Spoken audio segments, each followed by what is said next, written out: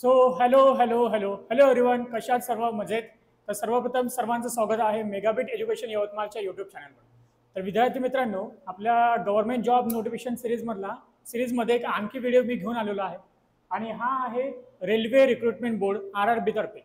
याच्यामध्ये loco pilot, assistant loco pilot टेक्निकलच्या post निघालेल्या आहेत. तर या नोटिफिकेशनबद्दल आपण जाणून घेऊया. अराउंड 9,000 प्लस, जवळपास 10,000च्या जवळपास याच्यामध्ये टोटल वॅकन्सीज आहेत. ठीक आहे, तर बघूया. तर बघा, हे आहेत टोटल कुठे कुठे RRBचे हे तुम्हाला पोस्टिंग किंवा कोणत्या रिजनमध्ये येणार. तर जम्मू काश्मीर आहे, चंदीगड, अजमेर, अहमदाबाद, मुंबई, बँगळुरू, देन चेन्नई, तिरुवनंतपुरम, बिलासपूर, सिकंदराबाद, भुवनेश्वर, कोलकाता आणि या सर्व प्रकारचे हे मेन आपले सेंटर पॉईंट्स आहेत रेल्वेचे. असिस्टंट लोको पायलट ALPची ही पोस्ट राहणार आहे. मिनिस्ट्री ऑफ रेल्वेच्या अंडर ही पोस्ट येतं. सर्वप्रथम बघूया याच्या इम्पॉर्टंट डेट्स कोणत्या आहेत. तर बघा, इम्पॉर्टंट डेट्स याच्यामध्ये कोणत्या दिसतात आपल्याला.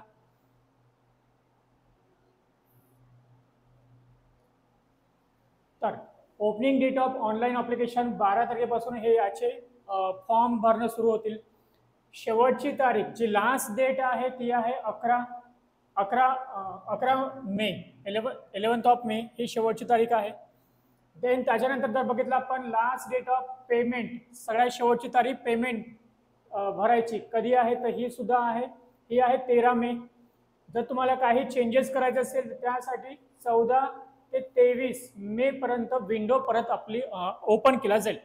याच्यामध्ये तुम्हाला वाटत असेल की काही तुम्ही करेक्शन करायचे आहे किंवा काही तुम्ही चुकीचं भरलं असेल तर त्या केसमध्ये या तारखेपर्यंत तुम्ही करेक्शन तुमचे करू शकता. देन पोस्ट आहे असिस्टंट लोको पायलट. पे लेवल 7 ग्रेड पे नुसार तुम्हाला सॅलरी दिला जाईल. इनिशियल पे जो आहे हा 19,900 आहे. A1चं मेडिकल स्टँडर्ड लागतं. 1 जुलै 2025 या तारखेपर्यंत तुमचं जे वय आहे ते 18 ते 30 वर्षामध्ये असायला पाहिजे. आणि टोटल नंबर ऑफ वॅकन्सी जे आहे ते आहे 9,970. ठीक आहे, तर 9,970 जवळपास 10,000 वॅकन्सीज रेल्वेने घेऊन आलेले आहेत. देन त्याच्यानंतर बघूया. आता याच्यामध्ये सांगितलेलं आहे तुम्हाला की रिक्रुटमेंट बद्दल थोडीशी इन्फॉर्मेशन, की फॉर्म कसं भरायचं वगैरे वगैरे वगैरे. एलिजिबिलिटी क्रायटेरिया, डेट्स कोणत्या आहेत, मेडिकल फिटनेस कशाबद्दल, मेडिकल फिटनेस कशी होणार. जे विद्यार्थी मेडिकल फिटनेसमध्ये अनसुटेबल होईल तर त्यांचं अप्लिकेशन जे आहेत मग त्यांनी प्रिलिम्स मेन्स क्रॅक केले असेल पण मेडिकलचा क्रायटेरिया त्यांचा फिल होत नसेल तर त्यांना ॲट दी लास्ट स्टेजवर कधी पण त्यांचं एक्सपेंडिचर कॅन्सल होऊ शकतं. एज जे आहे हे 1 जुलैपर्यंत कन्सिडर केला जाईल आणि 18 ते 30 वर्षापर्यंत एज कन्सिडर आहे. याच्यानंतर एज रिलॅक्सेशन सुद्धा मिळतं. त्यासाठी यांनी सांगितलं की पॅरा नंबर 5.1 तुम्ही वाचा. नंतर selection of RRB wise and railway wise vacancy indicated. तुम्हाला सांगितलं आहे की candidate can choose only 1 RRB. तुम्ही फक्त एकाच RRB साठी फॉर्म भरू शकता, एकाच कोणत्या तरी रेल्वे बोर्डसाठी तुम्ही फॉर्म भरू शकता. नंतर ऍक्टिव्ह मोबाईल नंबर तुमचा पाहिजे, ईमेल ID ऍक्टिव्ह पाहिजे. जे पण कम्युनिकेशन होणार ते तुम्हाला मोबाईल आणि मेल थ्रूच केला जाईल. नंतर ऑनलाईन अप्लिकेशन तुम्ही सादर केल्यानंतर तुम्हाला त्याची प्रिंटआउट्स वगैरे काढणं आहे. हे सर्व बेसिक गोष्टी इथे सुरुवातीला सांगितलेलं आहे. देन त्याच्यानंतर सांगितलं आहे हे फॉर्म भरायचे आहेत. हे फॉर्म भरताना तुम्हाला ईमेल येणार, ईमेलवर तुम्हाला OTP जाईल, मोबाईल नंबरवर तुम्हाला OTP जाईल. या सर्व बेसिक डिटेल्स इथे सांगितलेले आहेत. आपण काही इम्पॉर्टंट गोष्टी बघूया. बाकी याची PDF तुम्हाला याच व्हिडिओच्या डिस्क्रिप्शनमध्ये मिळून जाईल. तिथून तुम्ही याला डाउनलोड करू शकता किंवा तुम्ही आमच्या टेलिग्राम ग्रुपला जॉईन करा. मेगाबिट एज्युकेशन नावाचा टेलिग्राम ग्रुप आहे, त्याच्यामध्ये सुद्धा तुम्हाला ही PDF मिळून जाईल. तुम्ही याला गो थ्रू करू शकता. काही जी इम्पॉर्टंट गोष्टी आहेत त्याला फक्त आपण इथे डिस्कस करूया.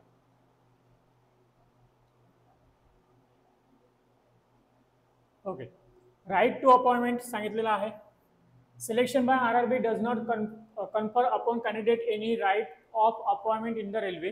The function of the RRB is only to recommend names of suitable candidate to the concerned authorities of zonal railway, who in turn issue the offer of appointment, subject to availability of vacancies satisfying all the eligibility criteria, including antecedents of character. Selection हे तुमचं purely जे पण exams आहेत त्याच्यावर आहेत. त्यानंतर तुम्हाला refer केला जाईल आणि देन झोनल रेल्वे जे आहेत ते तुम्हाला नंतर तुमचं ऑफर लेटर रिलीज करेल, अशी याची बद्दल यांनी माहिती दिली आहे. नंतर पोस्टिंग बद्दलची माहिती आहे. पोस्टिंग बद्दलची माहिती आहे तर कोणत्याही झोनलमध्ये तुम्हाला ट्रान्सफर केला जाऊ शकतं. पूर्ण इंडियामध्ये कुठे पण तुम्हाला ट्रान्सफर मिळेल आणि at least 5 to 10 years of service हे तुम्हाला तिथे द्यावं लागेल. Candidate are thus advise to choose their RRB with due care and consideration. जिथे पण तुम्ही फॉर्म भरसाल ज्या पण RRB मध्ये, तिथे तुम्हाला 5 ते 10 वर्ष सर्व्हिस देणं अत्यंत गरजेचं आहे सुरुवातीला. Selected candidate for the post of ALP will have to undergo training prescribe and only stipend will be paid during the training period. Training राहणार सिलेक्शन झाल्यानंतर आणि त्या ट्रेनिंगमध्ये तुम्हाला कोणतीही सॅलरी स्ट्रक्चर तेव्हापासून लागू होणार नाही, तेव्हा तुम्हाला फक्त स्टायपंड दिला जाईल. सिलेक्टेड कॅन्डिडेट शाल execute security and indemnity bond wherever necessary. इथे काही बॉन्ड सुद्धा राहणार आहेत, तर ते बॉन्ड सुद्धा तुम्हाला साईन करावं लागतं. ठीक आहे, यासारख्या गोष्टी इथे आपल्याला दिलेल्या आहेत. नंतर आता यांनी सांगितलं आहे medical standard of medical fitness. Medical fitness candidate call for DV will have to pass requisite medical fitness test conducted by the railway administration. तर रेल्वे ॲडमिनिस्ट्रेशन स्वतःच तुमचं मेडिकल फिटनेस टेस्ट घेणार आणि हे डॉक्युमेंट व्हेरिफिकेशनच्या वेळेस होणार. आता मेडिकल स्टँडर्ड जे आहेत हे A1चं आहे. General fitness, physically fit in all the respects. त्यानंतर इथे दिलं आहे तुमच्या रेटिना म्हणजे डोळ्याबद्दलची इन्फॉर्मेशन की डिस्टन्स विजन एवढं असायला पाहिजे, without glasses, with glasses, near vision, far vision, याबद्दलची इन्फॉर्मेशन इथे दिलेली आहे. देन नॅशनॅलिटी कोण कोण अप्लाय करू शकतं. Citizen of India, citizen of Nepal, subject of Bhutan, Tibetan refugees, हे सर्व इथे अप्लाय करू शकतात. एज लिमिट बद्दल आपण ऑलरेडी डिस्कस केलं होतं की 1 जुलै 2025 ला 18 ते 30 वर्ष तुमचं एज असायला पाहिजे. यासोबत एज रिलॅक्सेशन सुद्धा आहे. अप्पर एज लिमिट जसं SC आणि ST विद्यार्थ्यांसाठी इथे एज रिलॅक्सेशन दिलं आहे 5 वर्षाचं. OBC विद्यार्थी, नॉन क्रिमिलियर यांना रिलॅक्सेशन आहे 3 वर्षाचं. एक serviceman candidate who have put in more than 6 months service after attestation यांना आहे 3 वर्षाचं. आता एक सर्व्हिसमॅन मध्ये सुद्धा वेगवेगळे कॅटेगरायझेशन दिलेले आहेत.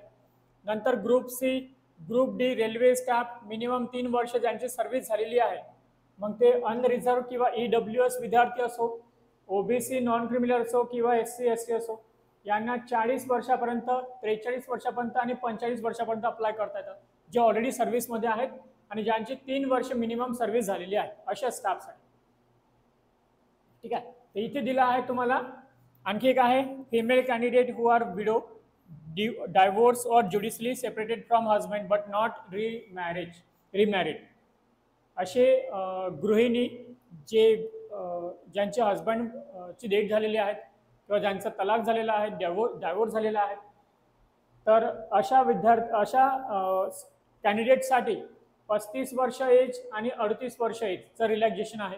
35 आणि 38 वर्षापर्यंत ते अप्लाय करू शकतात.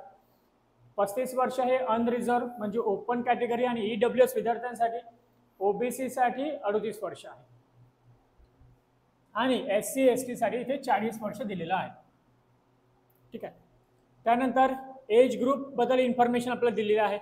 अप्पर एज लिमिट आणि लोअर एज लिमिट की तुमचा जन्म 18 ते 30 वर्षामध्ये असायला, तुमचं वय 18 ते 30 वर्षामध्ये असायला पाहिजे. दॅट मीन्स OBCचा विद्यार्थ्याचा जन्म 2 जुलै 1992 नंतर, SC ST विद्यार्थ्यांचा जन्म 2 जुलै 1990 नंतर आणि 1 जुलै 2007 नंतर कोणाचा जन्म झालेला नसावा, याबद्दलची यांनी एज लिमिट आपल्याला दिलेली आहे. त्यानंतर इम्पॉर्टंट सांगितलं यांनी, candidate must note that the date of birth fill in their application form should be recorded as their matriculation 10th certificate. जर असं नसेल 10वी 12वी जे पण तुमचं बोर्ड सर्टिफिकेट आहे त्याच्यानुसार जे पण तुमची डेट ऑफ बर्थ आहे तीच कन्सिडर होणार. जर तुम्ही डॉक्युमेंट्समध्ये वेगळी आहे, 10th 12th मध्ये वेगळी आहे, तर ती डेट ऑफ बर्थ तुमची कन्सिडर केला जाईल नाही आणि अशा केसमध्ये तुमचं डिस्क्वालिफिकेशन होणार. हे यांनी इम्पॉर्टंट म्हणून सांगितलेलं आहे, बोल्ड म्हणून. इसेन्शियल क्वालिफिकेशन बद्दलची इन्फॉर्मेशन. इसेन्शियल क्वालिफिकेशन बद्दल काय काय सांगितलं आता बघा. Candidate must already have prescribe educational technical applications qualification from a recognized institute or university as on the last date of submission of application form. जेव्हा पण तुम्ही अप्लिकेशन फॉर्म भरत आहात तोपर्यंत तुमचं जे पण एज्युकेशनल क्वालिफिकेशन आहे ते कंप्लीट झालेलं पाहिजे. ज्यांचा रिझल्ट अवेटेड आहे किंवा फॉर्म भरल्यानंतर ज्यांचा रिझल्ट येतोय असे विद्यार्थी इथे चालणार नाहीत, यांनी सांगितलेलं आहे. Those awaiting result of their final examination of the prescribed educational technical qualification should not apply. ज्यांचा रिझल्ट यायचा आहे त्यांनी अप्लाय करायचं नाही, हे क्लिअरली यांनी सांगितलेलं आहे. ठीक आहे. देन एक्झामिनेशन फीज किती आहे सर? मग एक्झामिनेशन फीज आहे for all candidate except category mention below तर 500 रुपये आहे. ज्याच्यामध्ये OBC, EWS जनरल कॅटेगरी यांच्यासाठी आहे 500 रुपये. त्यानंतर SC, ST, एक सर्व्हिसमॅन, फिमेल, ट्रान्सजेंडर, मायनॉरिटी और इकॉनॉमिकली बॅकवर्ड क्लासेस EBC अशा विद्यार्थ्यांसाठी 250 रुपये. आणि रेल्वेची चांगली गोष्ट म्हणजे विद्यार्थी मित्रांनो, जर तुम्ही फॉर्म भरला, पेमेंट केलं, एक्झामला गेले CBT 1 तर ती जी अमाऊंट आहे, जे मग तुमचे 500 रुपये असो की 250 रुपये असो, ही पूर्ण अमाऊंट तुम्हाला रिफंड तुमच्या बँक अकाउंटमध्ये केली जाते. बट नेसेसरी इज की फॉर्म भरल्यानंतर तुम्हाला CBT म्हणजे कम्प्युटर बेस्ड टेस्ट प्रिलिम्स म्हणजे 1 तुम्हाला देणं गरजेचं आहे, तेव्हाच तुम्हाला रिफंड केला जातं, अदरवाईज तुम्हाला रिफंड मिळत नाही.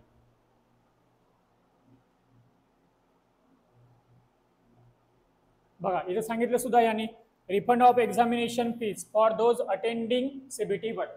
ज्या लोकांनी CBT 1 दिलं त्यांना त्यांचे पैसे रिफंड होऊन जातात. आता याच्याबद्दल इथे आहे व्हर्टिकल रिझर्वेशन, हे तुम्ही नोटिफिकेशन मध्ये बघू शकता.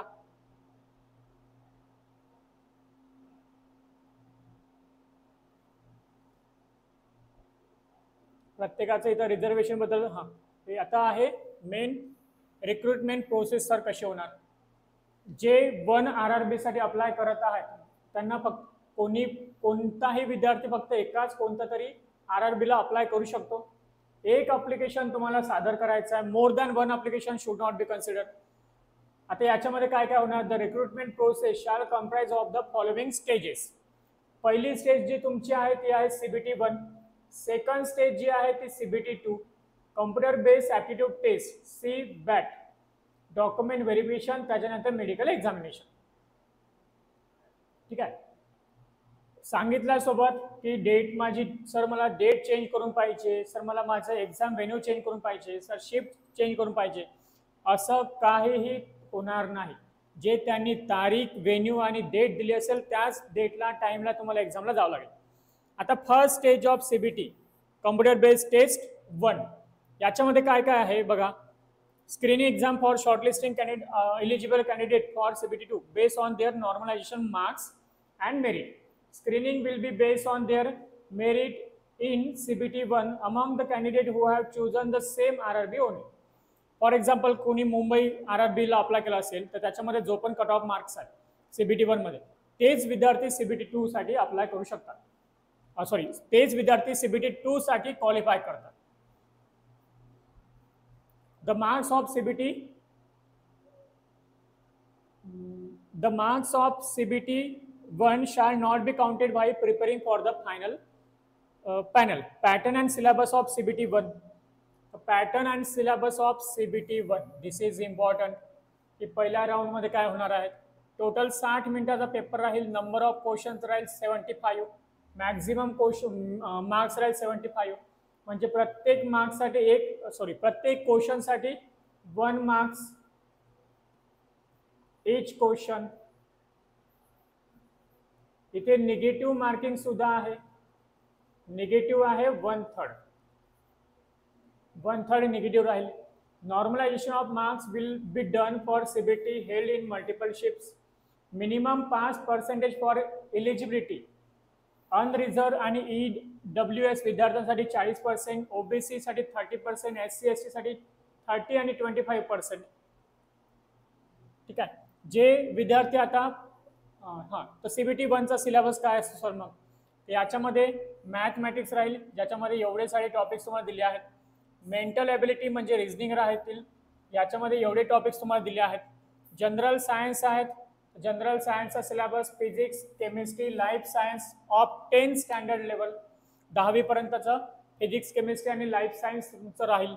जनरल अवेअरनेस आहे, ज्याच्यामध्ये current affairs, science and technology, sports, culture, personalities, economics, politics and other subjects of important. एवढं तुम्हाला सिलेबस राहील CBT 1 साठी. देन बघा मित्रांनो, सेकंड म्हणजे CBT 2.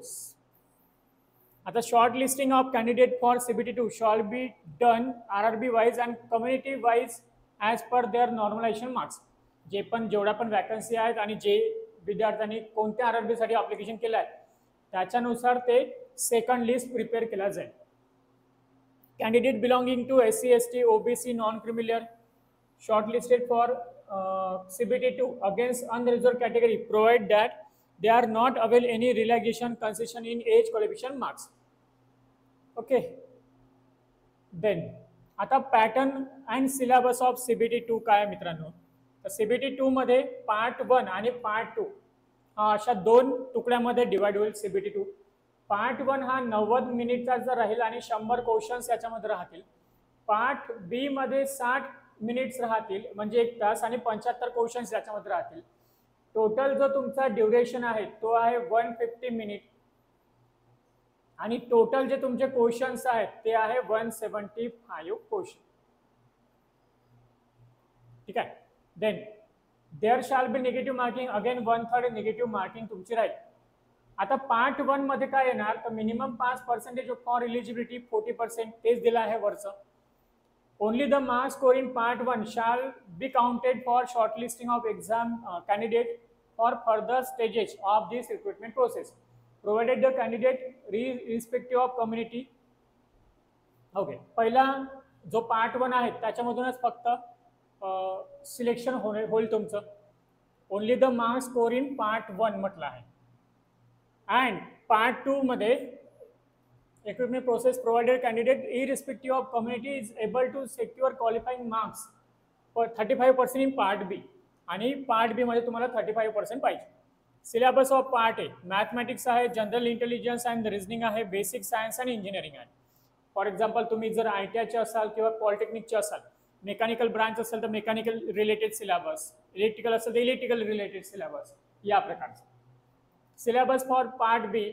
Part B is only a qualifying test in a nature and shall have question from the various trade syllabus. Part B हा फक्त तुमचा क्वालिफाईंग आहे. याच्यामध्ये तुम्हाला कोणतं टॉप वगैरे करायचं नाही, फक्त जेवढे मिनिमम आहेत तेच तुम्हाला घ्यायचे आहेत. पार्ट 1 मध्ये तुम्हाला स्कोर करायचा आहे कारण पार्ट 1 नुसार तुमची मेरिट लिस्ट प्रिपेअर केला जाईल, फायनल मेरिट लिस्ट. ओके. आता पार्ट बी मध्ये qualifying test for CBT 2, qualification of candidate electrical engineering and combination of various streams, electronics आहे, मेकॅनिकल आहे, ऑटोमोबाईल इंजिनिअरिंग आहे. त्यानंतर याच्यामध्ये कोणते कोणते येतात हे सर्व सांगितले. याच्यामध्ये येणार आहेत, याच्यामध्ये येणार आहे आणि याच्यामध्ये येणार सब सांगितलं. याच्यामध्ये computer based aptitude test, candidate equal to 8 digit times the number of ALP vacancies for each notified. Okay. तो हे एवढं काही आपलं इम्पॉर्टंट नाही. देन त्याच्यानंतर डॉक्युमेंट व्हेरिफिकेशन होईल. ठीक आहे. डॉक्युमेंट व्हेरिफिकेशन जे पण तुमचे डॉक्युमेंट्स असतात ते तुम्हाला घेऊन जायचं आहे.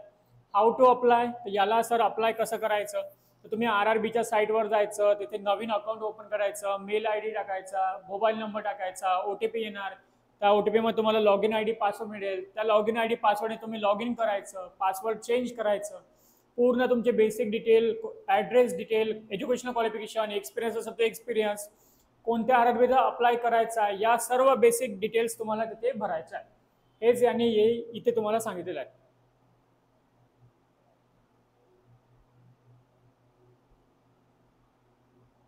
आणि ज्या RRBला तुम्हाला अप्लाय करायचं आहे त्या RRBची इथे तुम्हाला वेबसाईट दिली आहे. ओके, तर हे होत्या काही इम्पॉर्टंट गोष्टी जे तुम्हाला फॉर्म भरताना लक्षात असायला पाहिजे. आणि एक सर्वात शेवटचं आहे ते म्हणजे इथे कोणत्या तुम्ही RRBला अप्लाय करायचं आहे, तर त्यानुसार कोणत्या कॅटेगरीला किती वॅकन्सी दिल्या आहेत. For example Gujarat Ahmedabad zone west region येतं. अनरिझर्वसाठी 223, ST साठी 74, ST साठी 37, OB साठी 130, EW साठी 33, टोटल 497, एक सर्व्हिसमॅनचे आहेत 50. आपण जर महाराष्ट्राची गोष्ट केली तर महाराष्ट्रामध्ये मुंबई रिजन येतो, मुंबई झोन येतो, ज्याच्यामध्ये एक आहे SCR, CR आणि west region. Central railway, west railway आणि south central railway I guess असं काहीतरी. याच्यानुसार याच्या वॅकन्सीज टोटल दिलेल्या आहेत. टोटल वॅकन्सीज आपण जर बघितला 300, 300, 600, 700, 700, 800 जवळपास वॅकन्सी असेल महाराष्ट्रासाठी. ठीक आहे. बाकी तर हे यांचे फॉर्म्स वगैरे असतात, याची आपल्याला काही आवश्यकता नसतं फॉर्म भरताना. ठीक आहे. तर हा होता आपला RRB बद्दलची इन्फॉर्मेशन. रेल्वे रिक्रुटमेंट बोर्ड ज्यांचा ITI झाला आहे, ज्यांचं पॉलिटेक्निक झालं आहे, इंजिनिअरिंग झालं आहे, त्यांच्यासाठी एक सुवर्ण संधी आहे. रेल्वेमध्ये खूप चांगली वॅकन्सी मिळतं, चांगल्या पोस्ट मिळतात, सॅलरी स्ट्रक्चर चांगलं असतं, सेंट्रलचे नॉर्म चांगले असतात. तर यासाठी मेहनत करा. आणि या व्हिडिओला तुमचे जे पण असे विद्यार्थी आहेत जे याला अप्लाय करू शकतात किंवा जे या कॅटेगरीला या पोस्टला इलिजिबल आहेत त्यांच्यापर्यंत हा व्हिडिओ नक्की शेअर करा. टेलिग्राम ग्रुपला जॉईन करा सो दॅट तुम्हाला अपकमिंग जे पण नोटिफिकेशन येतात, PDFs येतात, स्टडी मटेरियल येतं, त्याबद्दलची इन्फॉर्मेशन वेळोवेळी मिळत राहील. तर आपण भेटूया आपल्या नवीन व्हिडिओमध्ये. Till then take care, bye bye and thank you so much.